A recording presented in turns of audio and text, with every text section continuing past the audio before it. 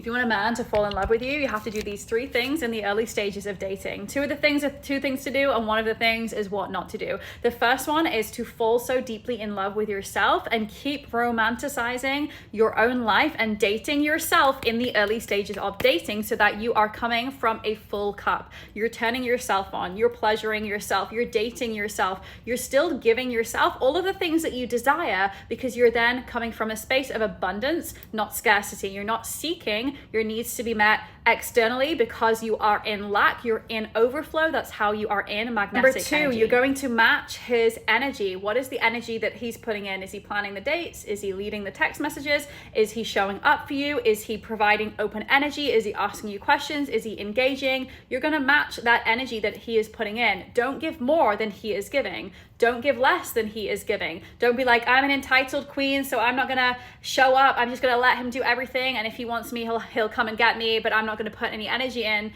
No, baby girl, that's not attractive. Nobody wants that. Match the energy that he's putting in, and the part that's important to this is to practice non-attachment. So don't get overly attached. If you're an anxious girly and you know that when he pulls back, you lean in, that's where you need to become your own anchor. Focus on becoming securely attached so that you can make sure you're not going in when he's pulling out. You're matching what's there, and if it's not meant for you, it will not be, and you need to practice that detachment from this specific person. Know what you want, be in that energy, know that it's coming, be in the certainty, but don't attach to that specific person. Even if you're getting signs, you're seeing angel numbers, you think the universe is showing you signs, it's showing you signs that you're closer to the love that you want, but it doesn't necessarily mean it is that. And the final one, which is going to be hard for you, I know it is, you're not going to use your body and your sexuality as a way to try and hook him in, okay? You think it's going to work, it's not. It's going to get you attached, it's not going to get him attached, because we as women get this oxytocin in our body, and that is how we form bonds, that is how we fall in love, that is how we create attachment.